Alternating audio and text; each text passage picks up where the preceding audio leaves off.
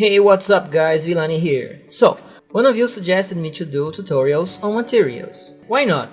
Unreal keeps changing, there are always new versions coming out, and materials are getting better and better, with new resources to do stuff, effects. So I decided, well, it's time to update some effects, some materials.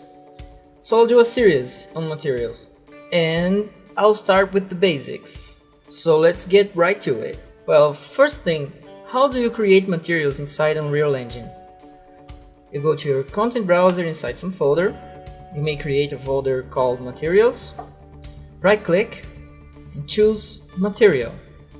I'll call this M_tutorial. You don't have to use M underline, it's just a convention I like to use. How to apply the material to a mesh. You can either select the mesh and choose the material here on the mesh's materials list, or you can drag the material into the mesh. So this is our material, basic, it has nothing done to it yet. Let's edit it. You can edit the material by double clicking on it. Alright, this is our material. What I'll do here is first create some parameters to be easy to control the material, because you see, for example, the base color. If I create a color and plug it in the base color, the material has to be compiled, and every time I make changes to it, it compiles again. That takes a long time to test stuff out, test parameters. So what you can do is to convert your values to parameters, and they can be changed in material instances. So I'll do it with this color. You can right click on a value and convert to parameter. I'll call this base color, and I'll do the same thing for the other parameters, so I can explain to you how materials in Unreal work without having to wait for them to compile. Well, I'm done creating these parameters, so now we can control our material from a material instance. I'll compile the material so its changes take effect outside the material editor. Now, if I double click this material, I added the source nodes of it. So what I want to do is right click and create material instance. This way I can control the nodes that I left as parameters inside my material. So the first thing you must get from this is the source material is where you create parameters, your effects, your math. In the material instance is where you control your parameters. For example, here I can change the color, and I don't have to wait for the material to compile again. So I'll leave it as a yellowish. And now it's time to explain to you how this material works. As you can see, as I applied the source material to our mesh, it's still using the default blue color of the material. So what I'll do here is apply the instance to the mesh. You can either use the source or the instance. The cool thing about using the instance is that you can see your changes in real time as you make them, and you can control the instance parameters from blueprints. Let's talk about the basic material parameters in Unreal. First, the base color, you can already see what it does. It defines the main color of the material. This color will be affected by lighting and environment, reflections, but it's the base color. Think of it as a multiplier for the light color. So if your light is blue and your material is red, it will be black, because blue is 001 in RGB and red is 100. So you have 1 times 0 and it gives you black. Let me expand here. The emissive color parameter controls how much light the material will emit and from which color. So I may make this emit white or red or blue. You can see it mixes up with the base color. So if you want your material to be seen in the dark, like glowing eyes or a cell phone screen, a television, you put your texture in emissive color, not base color, so your texture will be emitting light. I'll skip the metallic for now, because the roughness will make a big difference on it. So roughness. In Unreal Engine 4, materials are physically based rendered, so that means that they are not rendered like in older games or very stylized games, where you control the lights and the ring lights, everything in the material. In Unreal, the materials are intended to respond to the environment realistically. So you make your material once and it will get rim light from the environment, reflections from the environment and everything. You don't have to like fake the blue light of a color in your material. It will get the light color once you put the material in the environment. So that's what physically based materials mean. Also, it means that you have the same parameters for every material you do, because they're based on real life parameters, like roughness, metallic. So let's get to them. Roughness is how rough a surface is. Materials represent surfaces. So roughness means how rough the surface is. If it's 0, you have a not rough at all surface. It's very shiny. If you have it set at 1, it's the roughest surface you can get, like rubber. In real life, rubber or even chrome balls, they are not perfectly rough or perfect smooth. So avoid using the values 0 or 1. Usually set it to values near these values, like 0.1 or 0.9 and values like those. Now leave the surface really low, so it will really bring out the metallic effect. I'll leave it at 0.07 is okay. So metallic. Metallic means if a material is metallic or not. If a material is metallic, it means it's a dielectric material. What dielectric means is that the material conducts electricity. But for visual artists, what it means is that it's highly reflective.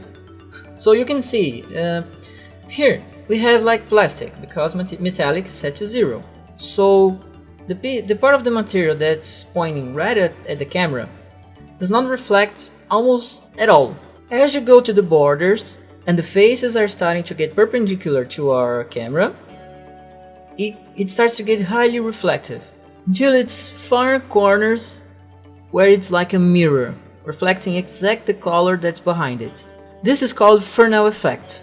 We'll talk more about Fresnel effect in another videos. So remember, Fresnel is an effect that controls how much you can see of the reflections when the object is pointing at the camera or perpendicular to it.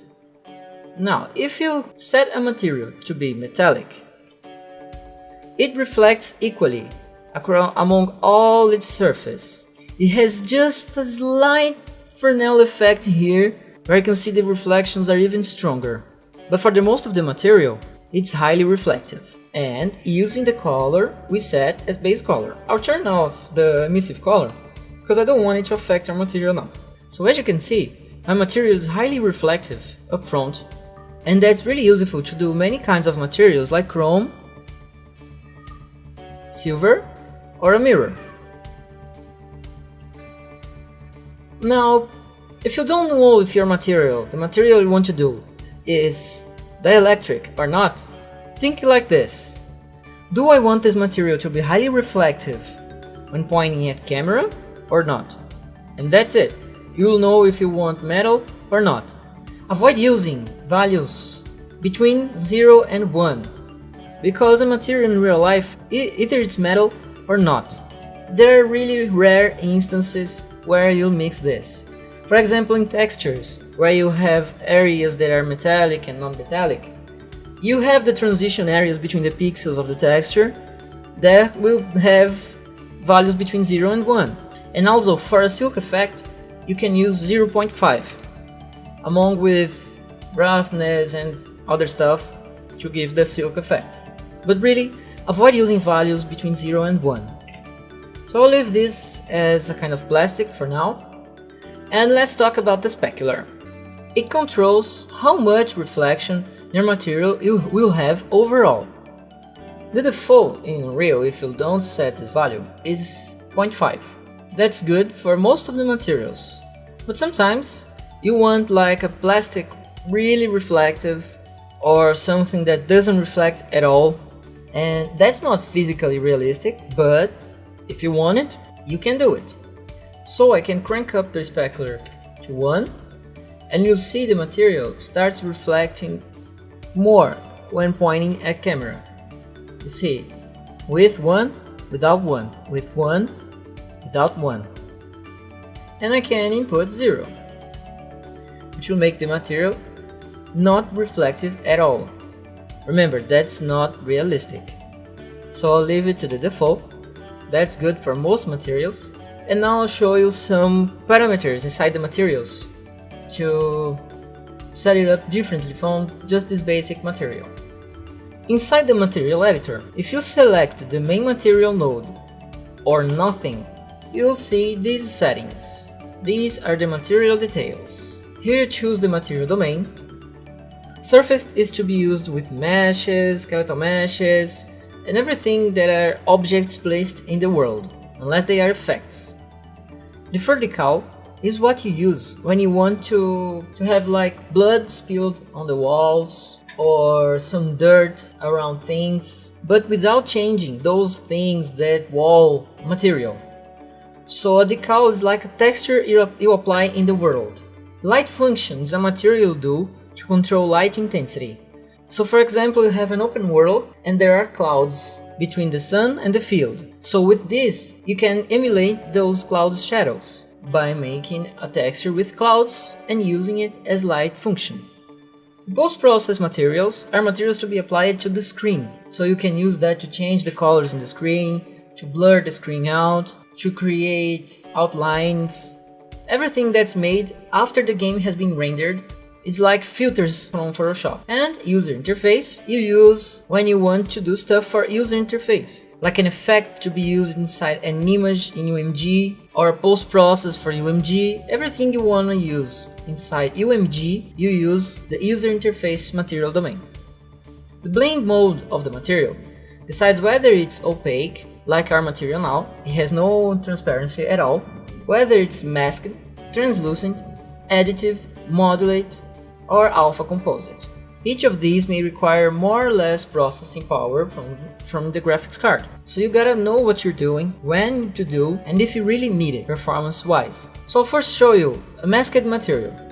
Masked materials are not much heavier than the full opaque materials, and they allow you to have holes in your material. So I'll see if I can find some texture already in Unreal that can be used to give a quick example. I held T and clicked to create a texture. Now choose the texture. I'll use Unreal's default alpha texture.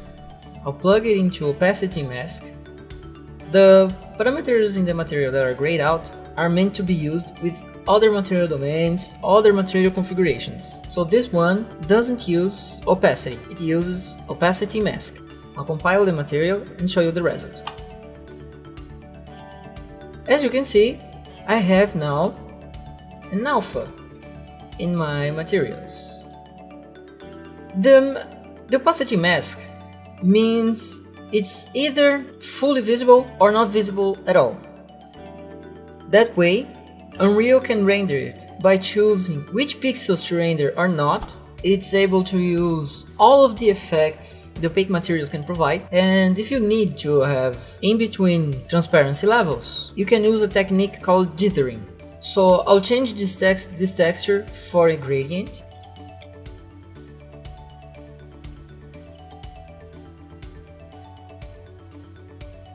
Now that I've changed the texture for a gradient, you can see what I was talking about. It's a gradient with white going to black, but either you don't see the pixels or you see the material pixels. So that's how masked materials work. And I'll show you now the jitter effect.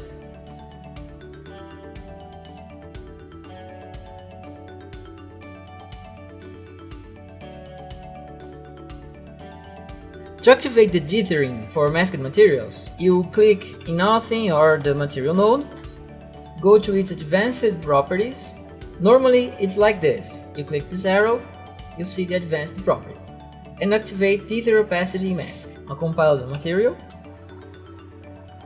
So as you can see, what dithering does is to render pixels of the material fully opaque, but less and less as the opacity goes down. That's an effect used to create some colors in older printers, and it's very useful nowadays to do this effect. This illusion of the opacity being in a gradient will only work if you have temporal aliasing activated in your project, so it won't work on mobile. If you need to activate temporal anti-aliasing, you go to Edit, Project Settings, Rendering, Post-Processing, Default Settings, and choose the anti-aliasing method as temporal AA.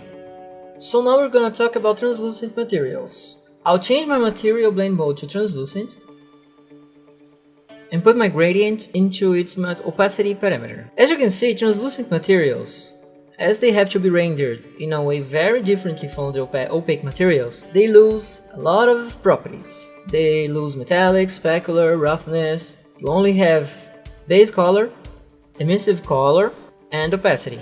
One other parameter we'll be using here, besides these, will be refraction. I'll show you what it does in a moment. Let's compile my material to see it in the world. As you can see, translucent materials do the gradient in the opacity perfectly, but they don't have specular, or it's like they're not part of the environment at all.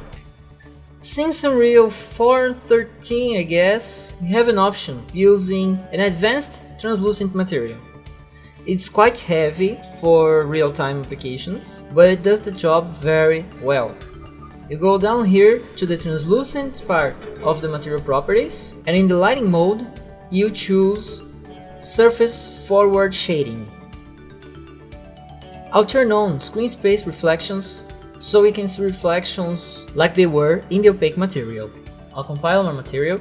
Well, now, as you can see, we have the opacity effect and the reflections in the material. It's much more realistic now, and this is how you start to doing good-looking glasses in recent versions of Unreal. I'll show you now the refraction parameter. I'll hold S and click to create a scalar parameter, and I'll leave it to the default of 1. I'll compile my material so we can see the changes in real time using our material instance.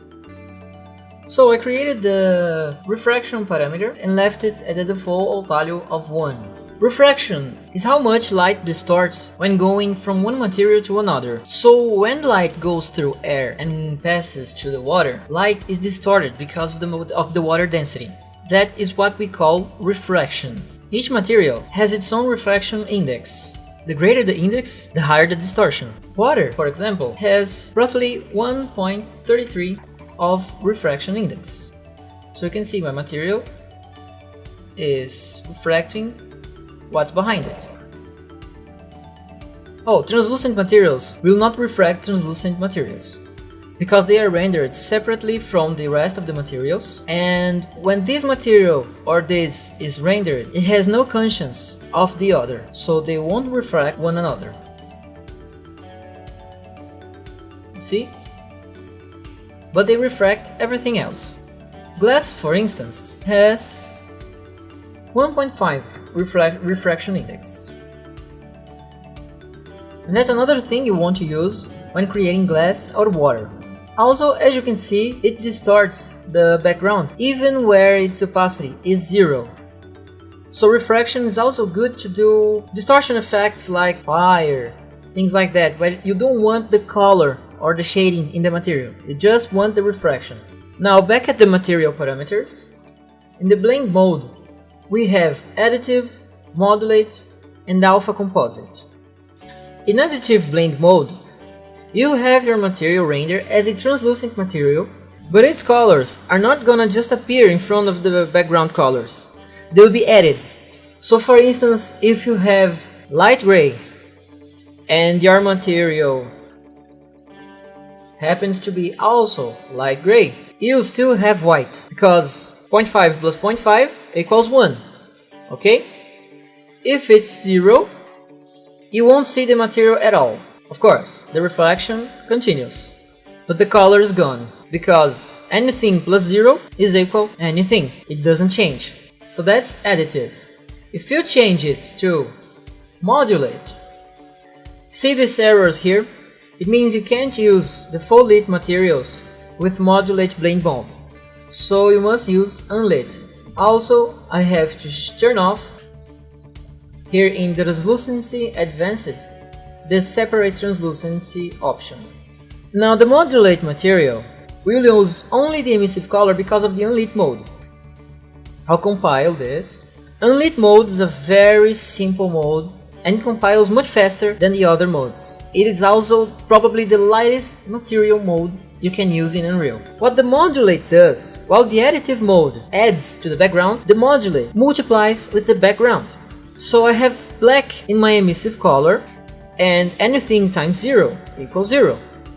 So I'll make it some color, and as you can see, it's like the multiply mode of a layer in Photoshop. It multiplies whatever is in the background by the material color or texture if you apply one. Do you see my edges are being affected by the depth of field effect that is in the background? That's because I turned off separate translucency. So now translucency is rendered with its depth equal to the background. So anything that affects the background will affect your material. Back to the blend modes, the alpha composite. The alpha composite mode is very useful if you have a texture which color has been multiplied by the alpha already. Many times we use this in VFX, like a hologram interface, like Iron Man uses in his movies. It's very useful because it won't let the color of the texture be altered by what's in the background, like the modulate or additive modes.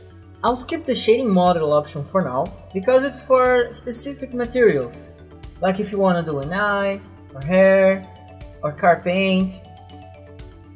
So we'll leave it aside for now, and I'll show you what the two-sided option does. I've put my material back in translucent mode, then full lit, and turned on separate translucency.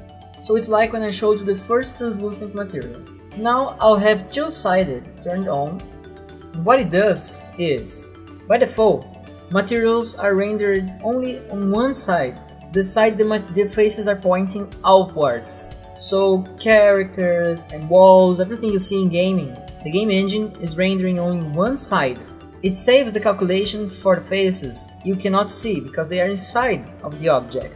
But sometimes you want the object to be double-sided. So like leaves in a tree, you want to see the leaves from both sides. They don't have an inside. So that's when you use two-sided. I'll compile here. It'll take some time because of the translucent material with forward shading. The material is compiled. I have my instance open here. And as you can see, we now see the inside of the box and of the sphere. The box is more obvious.